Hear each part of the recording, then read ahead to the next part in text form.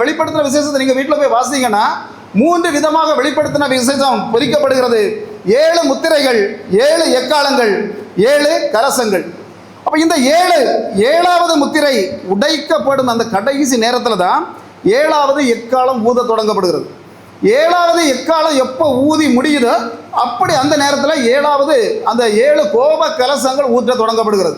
அப்போ 1 முடியும் போது 1 வருது, 1 முடியும் போது அடுத்தது வருது.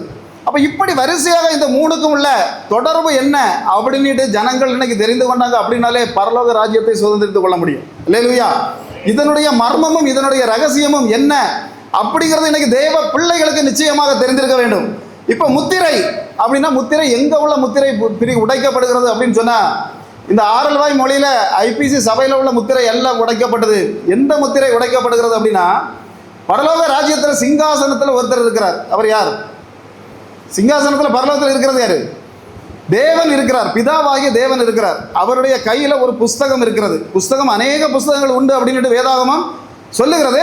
அதுல ஒரு புஸ்தகத்தை அவர் கையில் வச்சிருக்கிறார். அந்த புஸ்தகத்தை திறக்க முடியவில்லை. அதுல வேதாகமத்தில் தெளிவாக போடப்பட்டிருக்கிறது. 7 முத்திரைகளால் அந்த புஸ்தகம் என்ன செய்யப்பட்டிருக்கிறது? முத்திரை போடப்பட்டிருக்கிறது. அப்ப பார்த்தா இது அந்த காலத்தில் இயேசு வருவதற்கு கிட்டத்தட்ட 300 ஆண்டுகளுக்கு முன்பாகவே இருந்த ரோம சாம்ராஜ்யம். இயேசுவை சிலுவையில் அறைந்தது யாரு? யார் அறைந்தார்? ரோமர்கள் தான் அறைந்தாங்க. அப்படிதானே? அந்த காலங்களில் இருந்த ரோம சாம்ராஜ்யம்.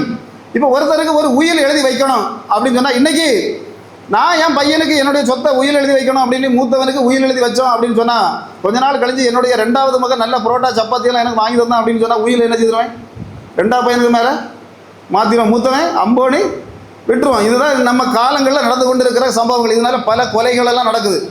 ஆனால் ரோம சாம்ராஜ்யத்தில் அப்படி இல்லை. உயில் எழுதணும், ஒருத்தருக்கு உயில் எழுத வேண்டும், ஒருத்தருக்கு சொத்து இது உனக்கு தான் உயில் எழுதணும் அப்படின்னு சொன்னால் 7 முத்திரைகளால் அன்னைக்கு என்ன செய்வாங்க? முத்திரை வைப்பார்கள். அந்த முத்திரையை திரும்ப உடைக்கும் போது அந்த 7 சாட்சிகள் அங்கே நிற்கணும். நின்று அந்த முத்திரையை ஒவ்வொன்றாக உடைக்கணும். உடைக்கக்கூடிய ஆள் யார் அப்படின்னா, சொத்துக்கு யார் பாக்கியவனாக இருக்கிறாரோ, யாருக்கு சொத்து கொடுக்கப்பட்டதோ அவர் தான் அந்த முத்திரையை உடைக்க வேண்டும். அல்லேலூயா. பார்த்தீங்கன்னா லேவியராகமம் 25வது அதிகாரத்தில் நீங்கள் பார்த்தீங்கன்னா யூதர்களுக்கு ஒரு சட்டம் கொடுக்கப்படுகிறது முத்திரை உடைப்பதை பற்றி. 3 குவாலிஃபிகேஷன். நம்பர் 1 என்ன அப்படின்னு சொன்னால், அந்த இடத்துல இழந்தவனுக்கு சொந்தக்காரராக இருக்க வேண்டும். முத்திரையை உடைக்கிறவங்க எப்படி இருக்கணும்? இழந்தவர்களுக்கு சொந்தக்காரங்க. அதாவது எங்கள் ஊர்ல எல்லாம் சுருள் சொக்காரங்க அப்படின்னு சொல்லுவாங்க. அப்படிப்பட்ட சொந்தக்காரராக இருக்க வேண்டும். 2வது, அந்த முத்திரையை அதை உடைத்து அதை மீட்டெடுக்கக்கூடிய ஆளுக்கு அதுக்குள்ள பணம், அது செல்வம் இருக்க வேண்டும். இயேசுவிட்ட இதெல்லாம் இருக்கா இல்லையா? அதெல்லாம் இருக்கணும். பார்த்தீங்கன்னா 3வது விஷயம், அதை மீட்டு எடுக்க, அந்த நிலத்தை மீட்டு எடுப்பதற்காக அவருக்கு விருப்பம் இருக்க வேண்டும். அல்லேலூயா. அப்போ இந்த 3 விஷயத்தையும் யாருக்கு கையில் இருக்கோ, அந்த குவாலிஃபிகேஷன் இருக்கோ, அது பழைய ஏற்பாடு சொல்லுது, அந்த ஆள் தான் என்ன செய்ய முடியும்? அதை கொடுத்த முத்திரையை மீட்க முடியும். இப்போ யார் மீட்பது அப்படின்னு கேட்டால், இந்த புத்தகம் ஏன் மூடப்பட்டு வைத்திருக்கிறது? இதை எதனால இதை திறக்க ஒருத்தரால முடியல? அந்த விஷயத்தை வாசிக்க பார்க்கல. வெளிப்படுத்தின விசேஷம் 5:4.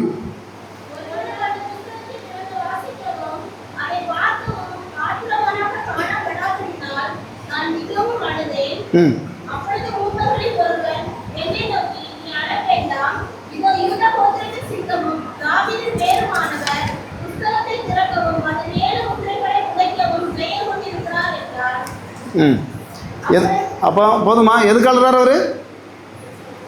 சில பேர் நீலிக்கண்ணி வடிப்பாங்க. நீலிக்கண்ணின்னு சொல்லுவாங்க எங்கள் ஊர்லலாம். வீட்டில் பார்த்தீங்களா? இப்போ பாஸ்டர் இன்னைக்கு சொன்ன மாதிரி, இப்போ வீட்டில் பார்த்தீங்கன்னா மனைவி அம்மா கிட்ட சண்டைக்கு போகலைன்னா புருஷன்கிட்ட முன்ன போயிருந்து என்ன செய்வாங்க? டெய்லி நீலிக்கண்ணீர் பார்த்துருக்கீங்களா? வீட்டில் அம்மா கிட்ட பிரச்சனை பண்ணலைனாக்கி இந்த மாதிரி நீலிக்கண்ணி வடிப்பாங்க, அழுவாங்க. ஆனால் இந்த பரலோக ராஜ்யத்தில் பார்த்தீங்கன்னா ஒரு சம்பவம் நடக்குது. இப்போ யோவான் அழுகிறார் அந்த இடத்துல அப்படின்னு போட்டிருக்கு. அது வந்து புருஷன் வீட்டம்மாவோட நடந்த பிரச்சனையினால இல்லை, பிள்ளைகளுக்குள்ள நடந்த பிரச்சனையினால அல்ல. அவர் ஏன் அழுகிறார் அப்படின்னு சொன்னால், ஒரு முத்திரையை உடைப்பதற்காக யாரும் இல்லை, ஆட்கள் அந்த இடத்துல இல்லை. அந்த முத்திரையை உடைக்கணும், உடைச்சு தான் ஆகணும். அப்போ அந்த முத்திரை உடைக்காவிட்டால் என்ன நடக்கும்? அது ஏன் முத்திரை உடைத்து தான் ஆக வேண்டும் அப்படின்னு கேட்டால், இந்த உலகத்தில் யாருடைய ஆட்சி நடந்து கொண்டிருந்தது? யாருடைய ஆட்சி? சாத்தானுடைய ஆட்சி. அதாவது தேவன் வந்து ஏதேன் தோட்டத்தை யாருக்கு முழு பொறுப்பில் கொடுத்தார் அப்படின்னு சொன்னால், யாருடைய பொறுப்பில் கொடுத்தார்? ஆதாம் கையில் கொடுத்து நீங்கள் பல்கி பெருகி இதை என்ன செய்யுங்க, ஆண்டு கொள்ளுங்கள் அப்படின்னு கொடுத்தார். ஆனால் ஆண்டு கொள்ள கொடுக்கப்பட்ட இந்த ஜனங்கள் இவர் என்ன செய்தாங்க அப்படின்னு சொன்னால், ஆண்டி என்ன செய்து புறப்பட்டு தனியாக எங்கே போச்சு, ஒரு யாத்திரை போச்சு. புருஷனை விட்டு விட்டு தனியாக போனதுனால வந்த நிலைமை என்னது, சாத்தான் பூந்தான் ஏமாற்றி கொடுத்துட்டான். சரி, அந்தம்மா சாப்பிட்டது மட்டுமில்லை, புருஷனுக்கு கொண்டு கொடுத்தது. இதனால என்ன ஆனது, அந்த இடத்துல கொடுக்கப்பட்டிருந்த அந்த அதிகாரம் முழுவதையும் எந்த பக்கத்தில் கை மாறியது, சாத்தானுடைய பக்கத்தில் கை மாறி போச்சு. இப்போ முழுவதும் அந்த அதிகாரம் முழுவதும் யாருக்கு கையில் போயிட்டு. அதனால தான் இயேசு கிறிஸ்து சொன்னார், என்ன சொன்னார் அப்படின்னா, இதோ உலகத்தின் அதிபதி வருகிறான், அவனிடத்தில் எனக்கு ஒன்றுமில்லை, உலகத்தின் அதிபதி நான் தான் அப்படின்ட்டு இயேசு சொல்லவே இல்லை. அதுபோல் சாத்தான் கூட ஒரே ஒரு வார்த்தை சொன்னான், என்னை நீ வணங்கினா என்ன செய்யலாம், அந்த உலகத்தில் உள்ள எல்லாத்தையும் நான் உனக்கு எல்லாமே நான் தருகிறேன் அப்படின்னு சொல்லுகிறான் அப்படின்னு சொன்னால், அது என்னத்தினால சொன்னான்னா, அந்த முழு இந்த உலகத்தின் எல்லாமே அவனுடைய கைவசமாக மாறி போய்விட்டது. அப்போ அவனிடமிருந்து இப்போ பிடுங்கி திரும்ப தேவன் இதை மனுக்குலத்துக்கு கொடுக்கணும் அப்படின்னு சொன்னால் இந்த முத்திரை கண்டிப்பாக உடைக்கப்பட வேண்டும்.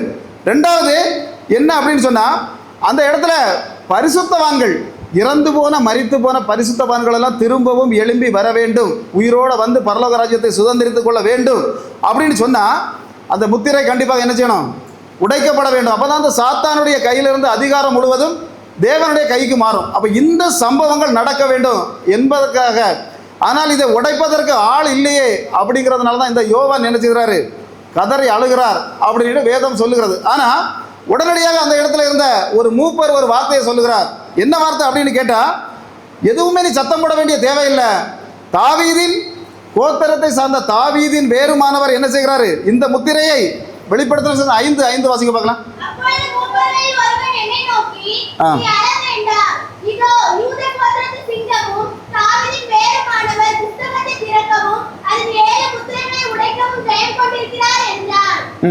இது போதுமா, யார் ஜெயம் கொண்டிருக்கிறார், இயேசு கிறிஸ்து ஜெயம் கொண்டிருக்கிறார். அதனால நீ என்ன செய்ய வேண்டாம், அழ வேண்டாம். அப்போ இயேசு கிறிஸ்து இந்த இடத்துல முத்திரையை உடைக்க தொடங்கும் போது அந்த வேதாகமத்தை நீங்கள் வரிசை எடுத்து பார்த்தீங்கன்னா தெரியும், யுத்தங்கள் தொடங்குகிறது, பஞ்சங்கள் நடக்கிறது, கொள்ளை நோய்கள் இருக்கிறது, மரணம் வருகிறது. குறிப்பாக ஒரு 4 குதிரை வீரர்கள் வருவாங்க. நீங்கள் இதெல்லாம் சொல்கிறதுக்கு நேரம் இல்லை. 4 விதமான குதிரை வீரர்கள் வருகிறார்கள் அப்படின்னு போட்டிருக்கு. முதல்ல ஒரு குதிரை வீரன் வெள்ளை குதிரையில் இருந்து கையில் வில்லை பிடித்தவனாக வருகிறான். அது அநேக பேர் நினைக்கிறது என்னன்னா, இது இயேசு கிறிஸ்து தான். வெள்ளை குதிரையில் வந்தாலே இது இயேசு கிறிஸ்து தான் அப்படின்னு நினைக்கிறாங்க. அது இயேசு கிறிஸ்து இல்லை. கையில் அவன் என்ன வச்சிருக்கான், வில்லு வைத்திருக்கிறான். அதாவது உலகத்தின் சமாதானத்தை எடுத்து போடுகிற ஒரு வல்லமை இந்த வெள்ளை குதிரையில் புறப்பட்டவனுக்கு கொடுக்கப்படுகிறது. பார்த்தீங்கன்னா அது வெளிப்படுத்தின விசேஷம் 6வது அதிகாரத்தில் வரிசையாக பார்த்தீங்கன்னா தெரியும். 2வது சிவப்பு குதிரையில் ஒருத்தன் புறப்படுகிறான். இந்த சிவப்பு குதிரை அப்படின்னு சொன்னாலே வேதாகமத்தில் இரத்தத்துக்கு சமம். அல்லேலூயா. அப்போ உலகம் முழுவதையும் இரத்த களமாக மாற்றுறதுக்கு 2வது வந்த குதிரை வீரனுக்கு ஒரு வாய்ப்பு அதில் கொடுக்கப்படுகிறது. 3வது கருப்பு குதிரை, இது உலகத்தில் உள்ள பஞ்சங்களை கொண்டு வருவதற்கு இவனுக்கு ஆர்டர் கொடுக்கப்படுகிறது. அடுத்தது பார்த்தீங்கன்னா வெள்ளை குதிரையில் ஒருத்தன் வருகிறான் அப்படின்னு போடப்பட்டிருக்கு. வெள்ளை குதிரையில் கடைசியில் வெளிரிய குதிரை. இந்த வெளிரிய குதிரையில் வருபவனுக்கு மரணம் என்று பெயர். அல்லேலூயா. அப்போ இப்படிப்பட்ட ஒரு மோசமான ஒரு இடத்துல இருந்து கொண்டு இருக்கிற இந்த பூமியில் அந்த முத்திரைகளை எல்லாம் உடைத்து தேவனுடைய பக்கமாக இந்த பூமியை திருப்ப வேண்டும் என்பதற்காக தான். இப்போ பார்த்தீங்கன்னா ஒருத்தருக்கு ஒரு 2 வீடு இருக்குது. எத்தனை வீடு, 2 வீடு ஒருத்தருக்கு இருக்குது. ஒன்று நம்ம என்ன செய்வோம், வாடகைக்கு கொடுக்குறோம். யாருக்கு கொடுக்குறோம், ஒரு ஆளுக்கு வாடகை கொடுக்குறோம். ஒரு 25 வருஷம் அவர் அந்த இடத்துல வாடகைக்கு இருக்காருன்னு வைங்களாம்.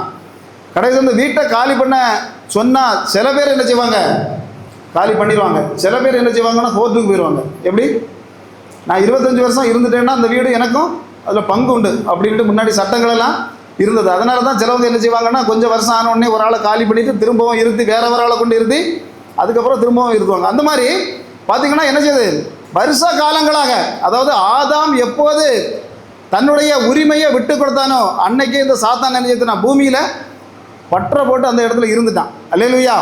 அப்போ அவனுடைய கையிலிருந்து இந்த பூமியை மீட்டு எடுப்பதற்காக உடைக்கப்படுகிற முத்திரைகள் தான் இந்த 7 முத்திரைகள் அப்படின்னு சொல்லப்படுகிறது. இதை இயேசு கிறிஸ்து மட்டும்தான் உடைக்க முடியும் அப்படின்னு சொல்லி வேதம் சொல்லுகிறது.